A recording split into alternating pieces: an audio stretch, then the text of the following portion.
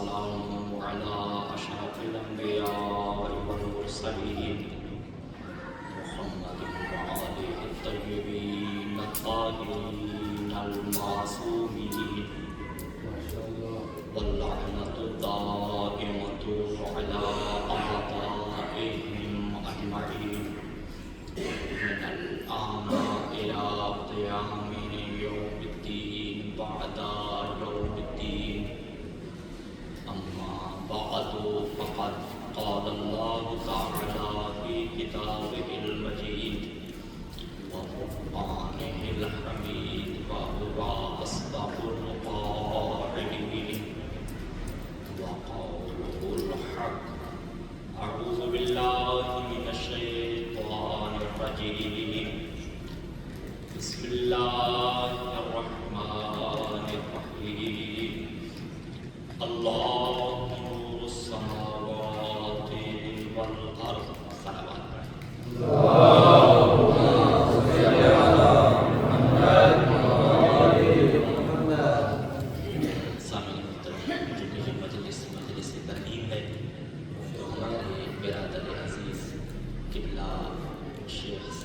صاحب کی والدہ کے درجات کی بلندی کے لیے اور اپنے اپنے مرحومین کے درجات کی بلندی کے لیے ایک مرتبہ سورہ فاتحہ.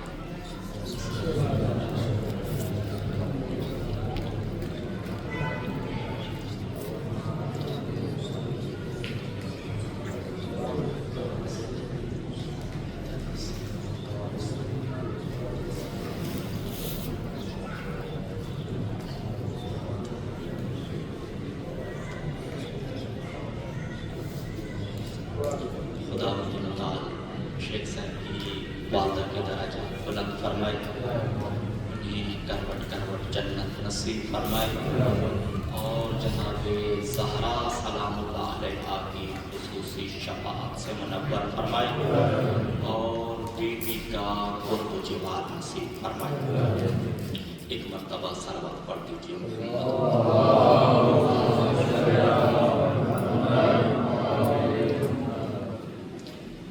بزرگان کی خدمت میں خطیب کی حیثیت سے نہیں آیا، بلکہ در زہرا کے نوکروں میں نام لکھوانے آیا. آپ صلوات پڑھیں، میں عبادت شروع کرتا ہوں.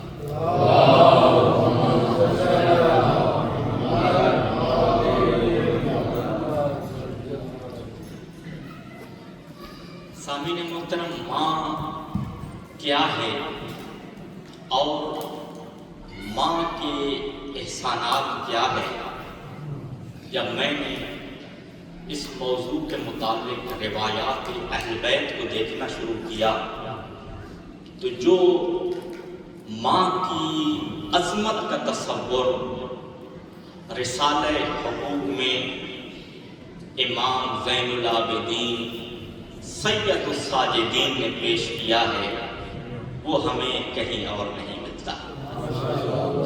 تو چند جملے میں ماں کی عظمت کے متعلق، آپ تو طالب علم ہیں، آپ سے بہتر کون جانتا ہے کہ ماں کیا ہوتی ہے. میں بس چند جملے رسالۃ الحقوق سے پیش کرنے لگا ہوں کہ ماں کیا ہے، ماں کی عظمت کیا ہے. ماں نے اس وقت بچے پہ کیا کیا احسانات کیے جب بچہ ابھی علم و شعور کی منازل کو بھی نہیں طے کر پایا تھا. امام علیہ السلام فرماتے ہیں فحق امک ان تعلم انہا حملتک. تجھے پتہ ہونا چاہیے تیری ماں کا حق کیا ہے. تو سن، تیری ماں نے جیسے تجھے جلد کے پردوں میں رکھ کے سینے سے لگا کے تجھے اٹھایا ہے، ایسے کوئی نہیں اٹھاتا. اور پھر فرمایا وَأَطْعَمَتْكَ مِنْ ثَمَرَةِ قَلْبِهَا. کہا تیری ماں نے تجھے کون سی غذا دی؟ کہا جو تیرے دل کا میوہ تھا، اس دل کے میوے کو ماں نے تجھے غذا بن کے کھلایا. اور پھر فرمایا یہ ایسا کھانا ہے، یہ ایسی غذا ہے، ما لا یطعم احد احدا، حجت خدا فرما رہی ہے، کہا جو میوہ دل کی غذا ہے یہ کوئی اور کسی اور کو نہیں کھلاتا، یہ ماں ہے جو صرف اپنی اولاد کو کھلاتی ہے۔ اور اگلا جملہ بہت ہی عظیم جملہ ہے، فرمایا وَأَنَّهَا وَقَتْكَ، تیری ماں نے تیری حفاظت کی، تجھے بچایا، کس کس چیز کے ذریعے بچایا؟ بِسَمْعِهَا وَبَصَرِهَا وَيَدِهَا وَرِجْلِهَا وَشَعْرِهَا وَبَشَرِهَا وَجَمِيعِ جَوَارِحِهَا، کہا تیری ماں نے تیری حفاظت کی کانوں کے ذریعے، اپنی نگاہ کے ذریعے، اپنے ہاتھوں کے ذریعے، اپنے پاؤں کے ذریعے، اپنے بالوں کے ذریعے، اور پھر حجت خدا نے فرمایا ماں کے بدن میں جتنے اعضاء و جوارح متصور ہو سکتے ہیں ہر عضو سے تیری ماں تجھے بچاتی ہے۔ اور کیسے بچاتی رہی؟ تیری حفاظت کر کے پریشان ہو جاتی، فرمایا وَمُسْتَبْشِرَةً فَارِحَةً، ماں تیری حفاظت بھی کرتی اور خوشی خوشی مسرت کے ساتھ تیری حفاظت ہو جاتی۔ یہ ماں ہے۔ اور پھر فرمایا مُحْتَمِلَةً لِمَا فِيهِ، جب وہ اپنے اعضاء سے تیری حفاظت کر رہی تھی، نہ اسے کوئی اپنے علم کی پریشانی تھی، نہ اپنے دکھوں کی پرواہ کرتی تھی، بس اس کا ہم و غم یہی ہوتا تھا جو میرے سینے سے لگی ہوئی میرا میوہ دل ہے، میرا بچہ ہے، وہ خیریت سے رہے، اسے کوئی تکلیف نہ پہنچے۔ اور پھر فرمایا جب تو دنیا میں آ گیا تو پھر ماں کیا کرتی تھی؟ واقعہ صحیفہ دل پہ لکھنے والے جملے ہیں۔ مولا فرماتے ہیں فَرَمَيَتْ أَن تَشْبَعَ وَتَجُوعَ، اور ماں یہ چاہتی تھی وہ بھوکھی رہے تجھے سیر ہو کے کھلائے۔ اور پھر فرمایا وَتَكْسُوكَ وَتَارَى، تجھے تو لباس پہناتی تھی، آپ بے لباس رہ جاتے، اور وَتَرْوِي وَتَلْمَا، تجھے پانی پلاتی، خود پیاسی رہ جاتی۔ اور پھر فرمایا وَتُظِلَّكَ وَتَضْحَىٰ، تیرے اوپر تو سایہ کرتی، خود دھوپ میں رہ جاتی۔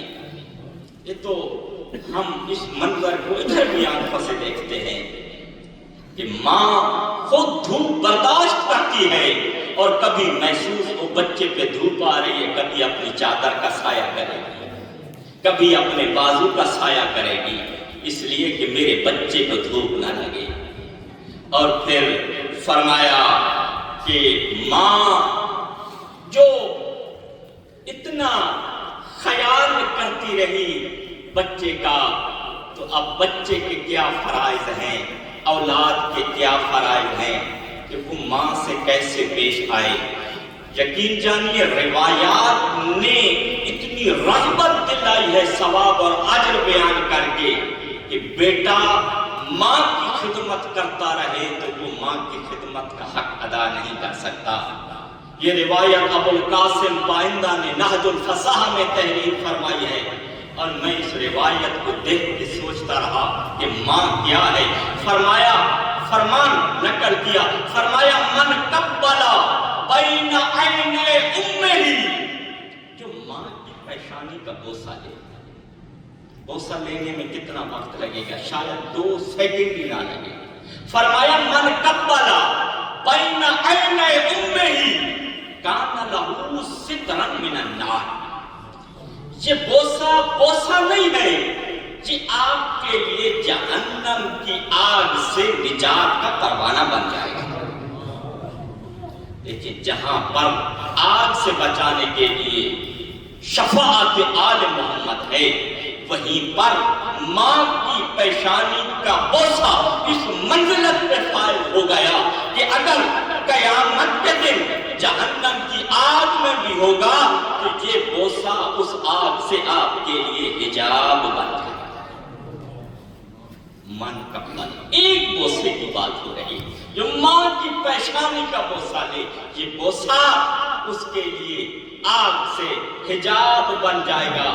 اور پھر اس روایت کو آیت اللہ نکن صاحب خدا بند مطال ان کے درجات بلند فرمائے، ان کے درجات کی بلندی کے لیے مرتبہ صلوات پڑھ دیجئے محمد۔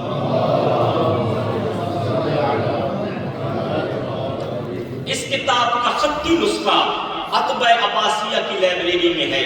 میں نے آن لائن اس کتاب سے اس روایت کو لیا ہے۔ کشف النقاب، آقا نکن صاحب فرماتے ہیں کہ ایک شخص بارگاہ رسالت میں آیا، توجہ ہے نا آپ کی، ایک شخص بارگاہ رسالت میں آتا ہے اور عرض کرتا ہے یا رسول اللہ انی نظرت ان اقبل باب الجنہ، یا رسول اللہ میں نے منت مانی کہ میں جنت کے دروازے کا دنیا میں بوسہ لوں۔ مجمع بیٹھا تھا، مسجد نبوی تھی، لوگ حیران تھے کیسی منت مانی، اور منت تھی عجیب کہ میں دنیا میں جنت کے دروازے کا بوسہ لوں۔ کہا یا رسول اللہ میں نے منت مانی، میری منت پوری ہو گئی، اب مجھے سمجھ نہیں آ رہا میں دنیا میں جنت کے دروازے کا بوسہ کیسے لوں۔ اتنا کہنا تھا، اللہ کے رسول نے فرمایا پریشان نہ ہو، اذهب وقبل رجل امک، جا گھر چلا جا، ماں کے قدموں کا بوسہ لے لے، ایسے ہے جیسے تو نے جنت کے دروازے کا بوسہ لیا۔ پیشانی کا بوسہ جنت جہنم کی آگ سے حجاب، اور ماں کے قدموں کا بوسہ ایسے ہے جیسے جنت کے دروازے کو چوما ہے۔ پھر اس نے کہا یا رسول اللہ میری ماں تو فوت ہو گئی ہے، اب میں کیا کروں؟ تو اللہ کے رسول نے فرمایا تو کیوں پریشان ہوتا ہے؟ مدینۃ العلم کی بارگاہ میں بیٹھا ہے، جا ماں کی قبر پہ چلا جا، ماں کی قبر کا بوسہ لے، ایسے ہے جیسے تو نے جنت کے دروازے کا بوسہ لیا۔ یہ شخص عالم تحیر میں چلا گیا، کہا یا رسول اللہ میں بد نصیب ہوں۔ کہا کیوں، کیا ہوا؟ کہا میری ماں میرے بچپنے میں فوت ہو گئی، مجھے ماں کی قبر کا بھی علم نہیں۔ کہا پریشان نہ ہو، میرے سامنے بیٹھ جا، خط علی الارض، زمین پہ ایک لکیر کھینچ لے، اس کو ماں کی قبر تصور کر، اس لکیر کا بوسہ لے لے، ایسے ہے جیسے جنت کے دروازے کا بوسہ ہے۔ یہ ہے ماں کہ جس کی قبر کو اور قبر بھی معلوم نہ ہو، قبر فرض کر کے اس ٹکڑے ارض کو بوسہ لینا، اللہ نے اس کو اس منزلت پہ پہنچایا ہے جیسے جنت کے دروازے کا بوسہ لیا ہے۔ صلوات پڑھ دیجئے محمد وآلہ۔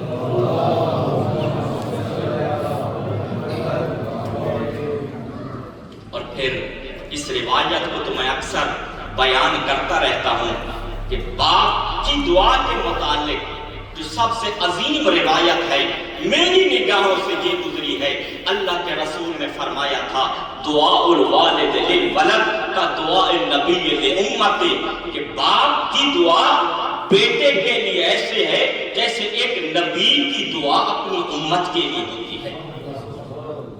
اس میں درجہ استجابت کو بتایا جا رہا ہے کہ جیسے نبی امت کے لیے دعا کرے تو اللہ اس کو درجہ استجابت عطا فرماتا ہے، اسی طرح باپ کی دعا کو اولاد کے حق میں درجہ استجابت عطا فرماتا ہے۔ تو باپ کی دعا کی قبولیت کے لیے اللہ کے رسول نے جو تشبیہ دی ہے وہ ایک نبی کی دعا سے دی ہے، جیسے نبی اپنی امت کے لیے دعا کرتا ہے۔ اور پھر جب میں ماں کی دعا میں گیا تو اللہ کے رسول نے ارشاد فرمایا دعاء الوالدۃ اسرع اجابۃ من الوالد۔ کہا جو ماں کی دعا ہے یہ باپ سے بھی جلدی قبول ہوتی ہے۔ باپ کی دعا کو اللہ کے رسول نے نبی کی دعا سے تشبیہ دی تھی، اور پھر یہاں فرما رہے ہیں کہ ماں کی جو دعا ہے وہ باپ سے بھی بہت جلدی قبول ہوتی ہے۔ راوی نے سوال کیا تھا لیما یا رسول اللہ، اے اللہ کا رسول ایسا کیوں ہے؟ ماں کی دعا باپ سے جلدی کیوں قبول ہوتی ہے؟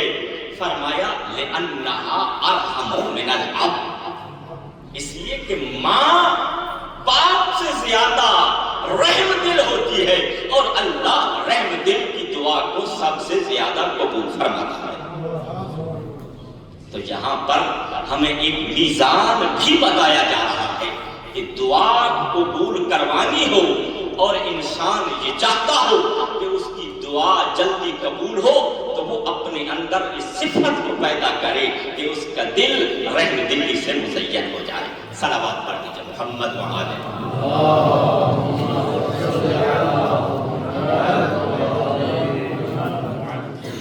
اور پھر جناب موسیٰ علیہ السلام کو اللہ نے ارشاد فرمایا تھا اے موسیٰ الا ان رضاها رضایا،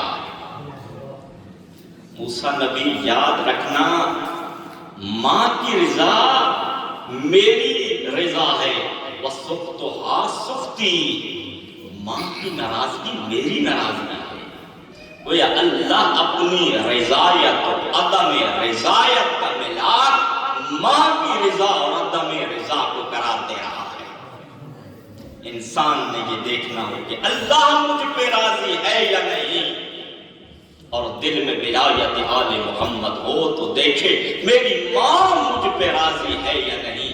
جتنی ماں راضی ہے اس مقدار میں خدا بندے پہ راضی ہے۔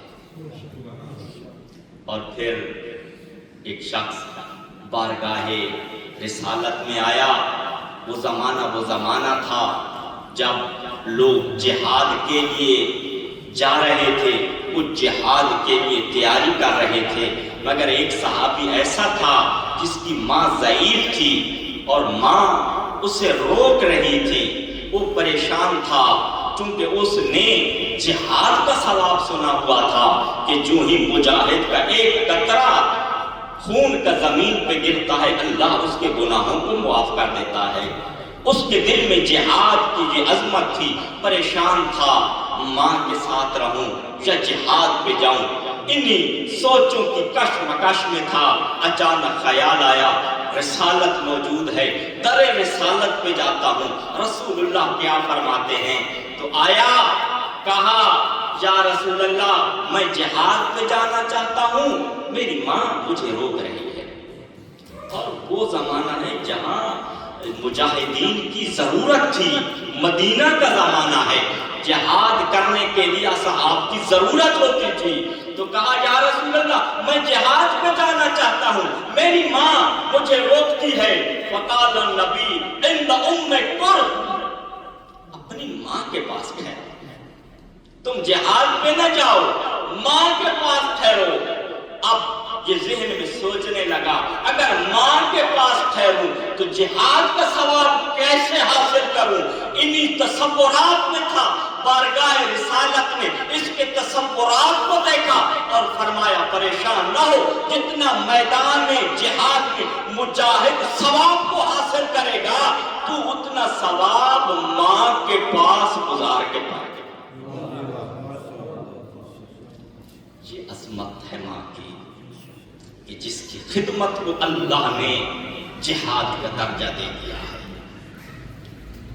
ماں کے پاس رہ جائے تو گویا ایسا ہے کہ وہ رسول اللہ کی معیت میں جہاد کر رہا ہے، وہ جہاد کا ثواب پا رہا ہے۔ اور پھر ماں کا حق ادا ہو سکتا ہے، یہی سوال کیا گیا تھا پیغمبر اسلام صلی اللہ علیہ وآلہ وسلم سے۔ صلوات پڑھ دیجیے محمد۔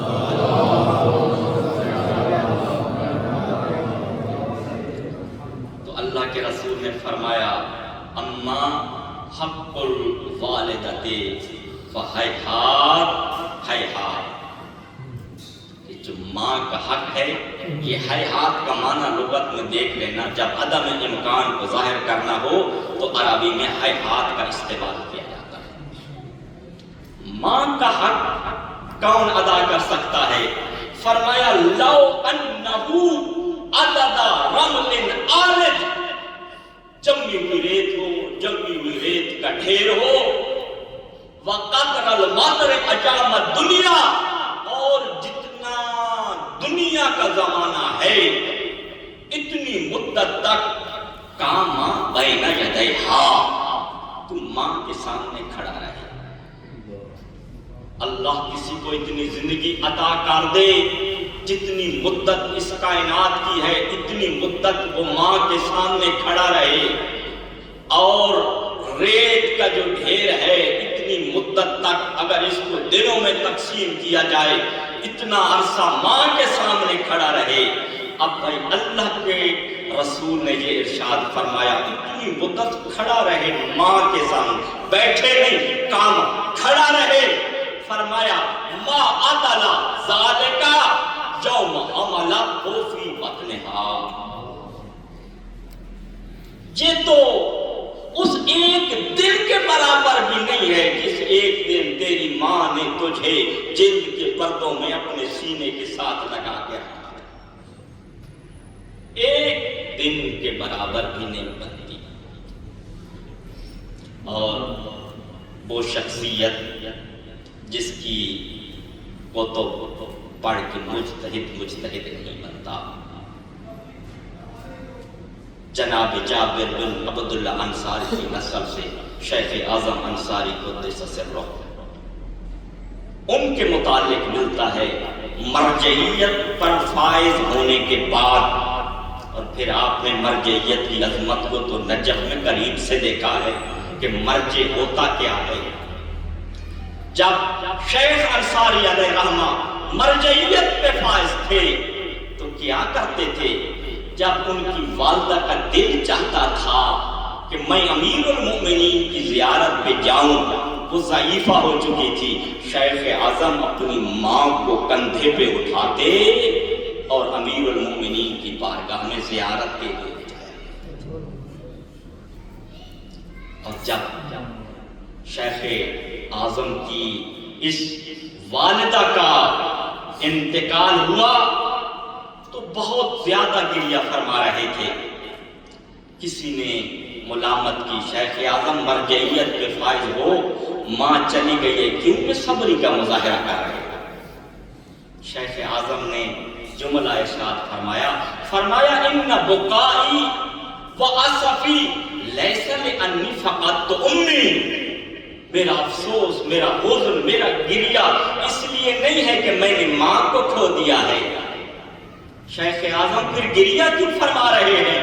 فرمایا میرا گریہ صرف اور صرف اس وجہ سے ہے انما لافتقادی نعمت عظیمہ، شیخ اعظم نے ایک عظیم نعمت کو کھو دیا ہے۔ اور پھر فرمایا یہ کون سی نعمت تھی؟ کہا یہ وہ نعمت تھی کان اللہ یدفع بہ البلاء عنا، اس نعمت کے ذریعے تو اللہ مجھ سے بلاؤں کو دور کر دیتا تھا۔ بھائی ایک دف ہوتا ہے، ایک رف ہوتا ہے، دو اصطلاحیں استعمال ہوتی ہیں۔ رف کا مطلب یہ ہے کہ مصیبت آ جائے، انسان مصیبت میں مبتلا ہو جائے اور پھر اللہ کی ذات کچھ عرصے بعد تکلیف کو اٹھا لے، اسے رف کہتے ہیں۔ اور دف کہتے ہیں آتی ہوئی مصیبت کو جو قوت دف کر دے، اس ہستی کا نام ماں ہے۔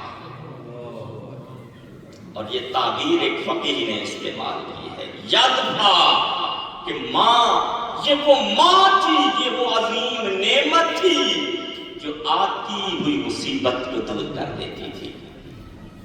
اور پھر ماں کی خدمت وہ عظیم رشتہ ہے جو انسان کو امام حسین سے ملاتا ہے۔ توجہ ہے نا آپ کی؟ یہ بات میں نے جوش میں نہیں کہی، جو نقطہ بیان کر رہا ہوں اس کو آغا دستغیب قدس سروں نے بیان فرمایا ہے۔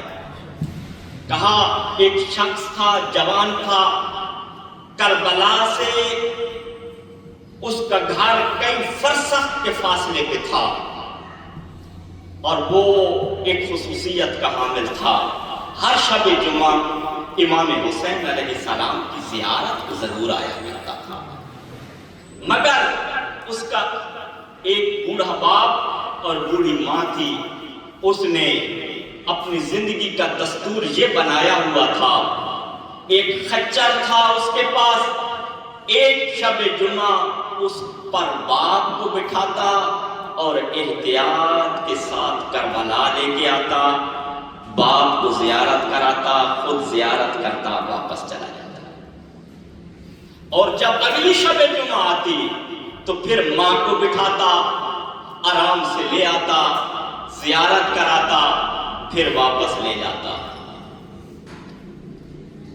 ایک مرتبہ باری باپ کی تھی، توجہ ہے نا آپ کی، باپ کی باری تھی، اس نے باپ کو بٹھایا اور چلنا چاہتا ہے، پیچھے سے بوڑھی اور ضعیفہ ماں کی آواز آئی، بیٹا ذرا رک جاؤ، رکے، کہا حکم اماں، کہا بیٹا شاید میں اگلے شب جمعہ تک زندہ نہ رہوں، میں آپ کے ساتھ زیارت پہ آنا چاہتی ہوں۔ کہا اماں اس کا تو بابا کی باری ہے، کہا بیٹا جیسے بھی ہو مجھے لے کے جانا ہے۔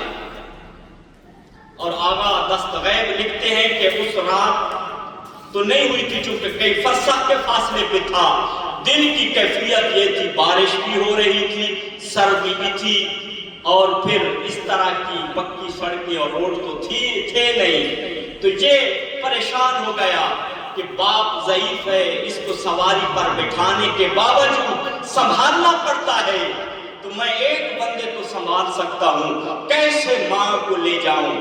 بس انہی سوچوں میں گم تھا۔ ماں نے دوسری مرتبہ کہا بیٹا میں نے آپ کے ساتھ امام حسین کی زیارت کو آنا ہے۔ کہا ٹھیک ہے اماں۔ ماں کے سامنے اپنا زانو جھکایا اور اپنی ماں کو اپنے کندھے پہ بٹھایا، ماں کو سنبھال رہا ہے، ہاتھ سے خچر کو بھی لے کے جا رہا ہے، باپ کو بھی سنبھال رہا ہے۔ یہ کہتا ہے میں نے بڑی مشکل کو تحمل کیا، کئی فرسخ کا فاصلہ طے کرتے ہوئے میں جب حرم امام حسین کے قریب اپنی ماں اور باپ کو لایا، ماں اور باپ کو وضو کرایا، ماں کو زیارت کرائی، باپ کو زیارت کرائی، کہا اب میری باری تھی۔ میں نے ایک مرتبہ امام حسین کی زری کی طرف نگاہ کی اور فرمایا السلام علیکہ یا ابا عبداللہ۔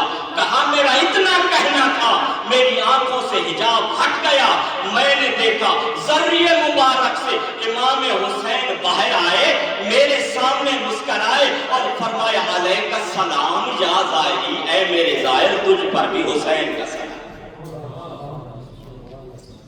یہ ماں کی اتنی خدمت کو تحمل کیا اور حجاب ہٹ گئے، امام حسین کی زیارت ہو گئی۔ اور اس کے آگے آغا دستغیب لکھتے ہیں فقط ایک دفعہ نہیں ہوا، اب یہ شاہ کہتا ہے کہ اب میں جب بھی امام حسین کے حرم میں آتا، جتنی بار آتا میں سلام کرتا، مولا حسین میرے سامنے آ جاتے اور میرے سلام کا جواب دیا کرتے تھے۔ یہ ہے ماں کی خدمت کا صدا، جس کو خدا کی سعادت نصیب فرمائے۔ وہ ماں کی خدمت کر سکے تو وہ اس عظیم رتبے پہ پہنچ سکتا ہے۔ اگر اس مصروف دنیا میں وہ احباب کے جن کی ماں اس دنیا سے چلی گئی ہے اور جن کی موجود ہے، خدا انہیں طول عمر عطا فرمائے، کوئی کام بھی نہ کر سکے تو ایک کام ضرور کیا کرے، کم از کم نماز عشاء کی جماعت کا ثواب اپنی والدہ کو ہدیہ کیا کرے۔ کیوں؟ اس لیے کہ معصوم فرماتے ہیں، ہمارے مصادر احادیث میں یہ روایت موجود ہے کہ عشاء کی نماز کو پڑھنا جماعت کے ساتھ یہ شب قدر کے احیاء کرنے کے برابر ثواب رکھتی ہے۔ تو آپ روزانہ شب قدر کا ثواب اپنی والدہ کو ایصال فرما سکتے ہیں۔ اور پھر اس کا نتیجہ کیا ہوگا؟ اس کا نتیجہ یہ ہوگا کہ انسان اپنی والدہ کی خدمت کر سکتا ہے، اس خدمت کے نتیجے میں امام حسین کی زیارت سے مشرف ہو سکتا ہے۔ عزیزو، ماں تو پھر سب کی ماں ہوتی ہے نا۔ بس اسماء حجرے کے باہر ہے، اچانک جناب زہرا کی آواز بند ہوئی۔ آواز کا بند ہونا تھا، اسماء کہتی ہے میں دوڑتے ہوئے حجرے میں گئی، میں نے دیکھا محمد کی بیٹی نے ایک ہاتھ پہلو پہ رکھا ہوا ہے، دوسرا ہاتھ رخسار کے نیچے رکھا ہوا ہے۔ میں نے دیکھا اب میری آقازادی اس دنیا میں نہیں رہی، کہا میں نے پیشانی کا بوسہ لیا، میں رو رہی تھی، کہا میرے آنسو آئے، میں نے دروازے پہ دستک سنی، کہا میں جلدی سے باہر نکلی، میں نے دیکھا امام حسن حسین گھر میں داخل ہو چکے ہیں، اور دونوں بھائیوں نے مل کے پہلا سوال کیا، اسماء ہماری ماں کہاں ہے؟ اسماء کہتی ہے میں نے کہا حجرے میں ہے۔ روایت کہتی ہے اگلا سوال حسن نے نہیں حسین نے کیا، کہا اسماء میری ماں حجرے میں کیا کر رہی ہے؟ اسماء کہتی ہے میں نے کہا اے شہزادے تمہاری ماں سو رہی ہے۔ امام حسین نے فرمایا اسماء یہ میری ماں کے سونے کا وقت نہیں ہے۔ عزادارو اتنا کہنا تھا، اسماء نے گفتگو کا انداز بدلا، کہا شہزادو پہلے وہ کھانا کھا لو جو تمہارے لیے تمہاری ماں تیار کر کے گئی ہے۔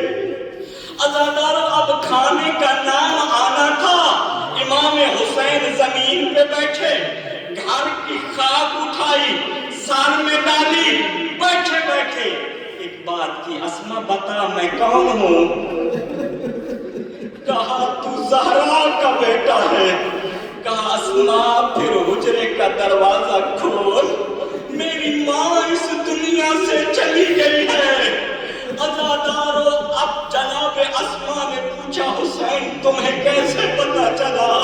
کہا اے اسماء ہم پہلے بھی نانا کی مزار پہ جاتے تھے، ہم سلام کرتے، نانا جواب دیتا۔ علامہ محمد بن محمد مقدس زنجانی لکھتے ہیں مولا حسین نے فرمایا اسماء جب آج ہم نانا کے مزار پہ گئے نا، آج نانا قبر سے کمر تک باہر آئے، بھائی حسین کے ہونٹوں کو چوما، میرے گلے کا بوسہ لیا اور روتے ہوئے فرمایا او میرے شہزادے واپس چلے جاؤ، تم یتیم ہو گئے ہو، تمہاری ماں اس دنیا سے چلی گئی ہے۔ بس عزادارو اسماء نے حجرے کا دروازہ کھولا، امیر بیٹا ماں کے سر والی طرف بیٹھا، کربلا کے غریب نے ماں کے پاؤں پکڑے اور ایک مرتبہ فرمایا اماں دیکھ تو صحیح تیرے حسین کے بالوں میں خاک ہے، اماں دیکھ تو صحیح تیرے حسین کے بال بکھرے ہوئے ہیں۔ اور پھر ایک اور جملہ فرمایا اماں کلمینی قبل ان یرصد قلبی، اماں میرے سے گفتگو نہ کی، وہ تیرے حسین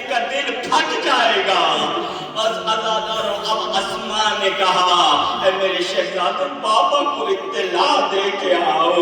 عزاداروں روایت کہتی ہے شہزادے دوڑتے ہوئے مسجد نبوی کو چلے، پاؤں میں جوتے نہیں ہے، امامہ اترا ہوا ہے، سر میں خاک ہے۔ جو دیکھتا گیا اسے پتہ چلتا گیا آج علی کے گھر میں خیر نہیں ہے۔ جو دکھی سانس لے رہی تھی شاید دنیا سے چلی گئی ہے۔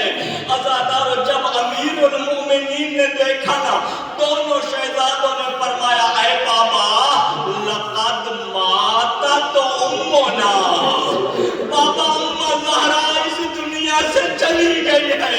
عزاداروں وہ علی جسے خیبر نہ گرا سکا، وہ علی جسے احد نہ گرا سکا، وَوَقَعَ الْإِمَامُ عَلَى وَجْهِهِ، علی چہرے کے بعد زمین پہ آئے۔ عزاداروں پانی چھڑکا گیا، اب امیر المومنین اٹھے۔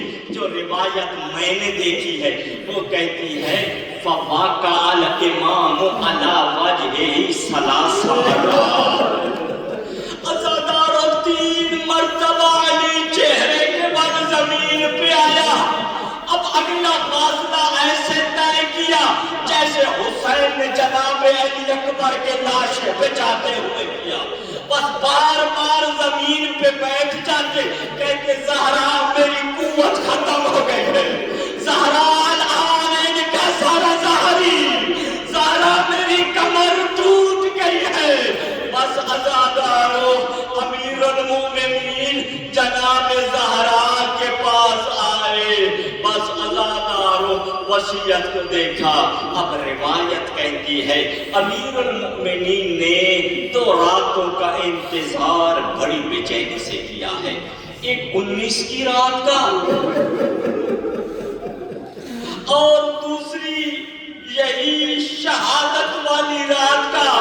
بار بار علی گھر کے صحن میں آ جاتے، ہاتھوں کو بلند کرتے اور کہتے رات تو کب ڈھلے گی، میں زہرا کی وصیت کو پورا کروں گا۔ اے رات تو آدھی کب ہوگی، میں زہرا کو غسل کو باندھوں گا۔ بس عزاداروں ادھر سے آدھی رات ہوئی، علی نے اپنی ساری اولاد کو جمع کیا۔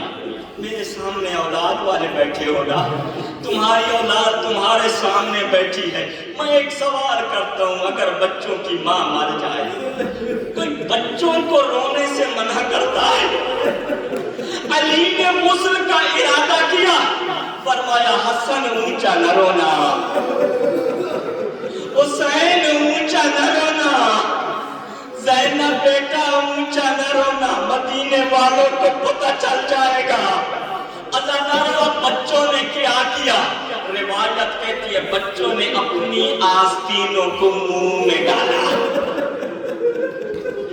عزاداروں میں نے بعض روایات میں دیکھا مولا حسن و حسین نے گریبان کو چاک کیا، گریبان میں منہ ڈال کے آہستہ آہستہ رونے لگے۔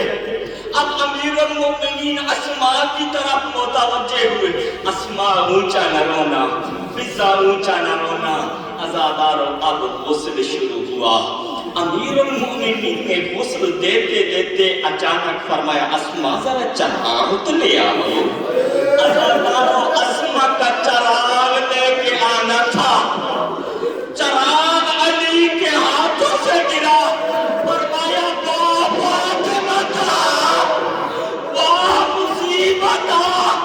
اسماء تڑپی، کہا مولا کیا ہوا؟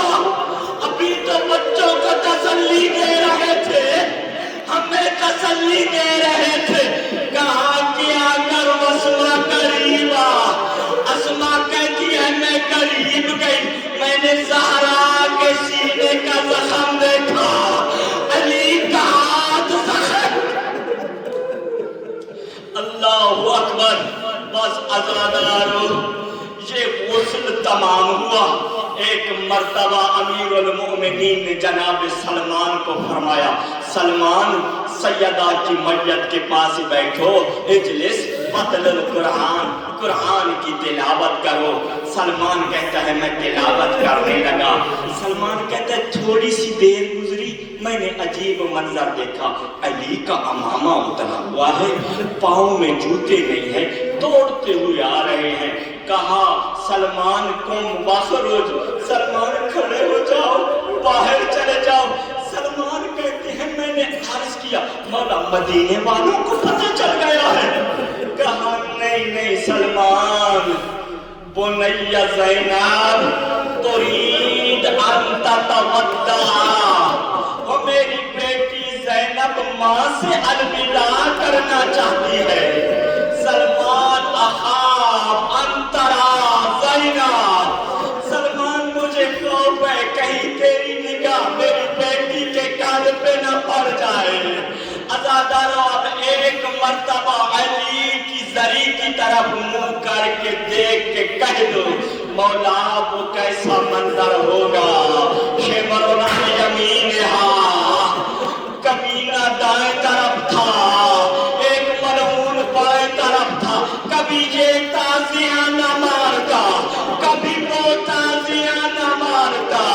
بس عزادارو اب جنازہ تیار ہوا، امیر المومنین دفن کرنے کے لیے لے جانا چاہتے ہیں۔ ایک مرتبہ بچوں کو کہا زینب، ام کلثوم، حسن حسین آؤ ماں سے الوداع کر لو۔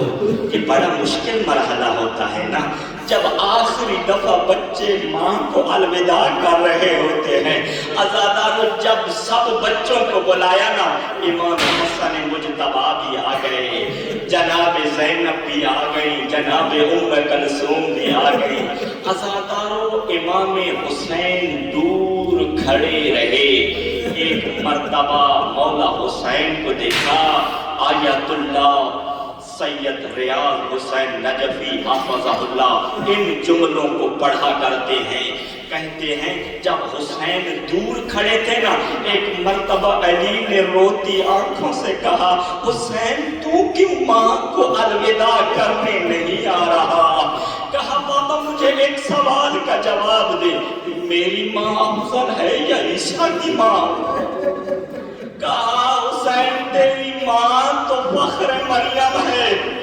کہا بابا عیسیٰ نبی تھا، جناب مریم کا میت تھا، عیسیٰ نے کہا تھا ماں بلائے گی تو آؤں گا۔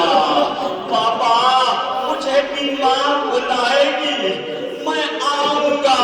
عزادارو اتنا کہنا تھا، سیدہ کے کندھے کفن ٹوٹے، ایک مرتبہ لاوہد فرمایا آؤ میرا کربلا کا علی بیٹا، آؤ میرا پیاسا بیٹا۔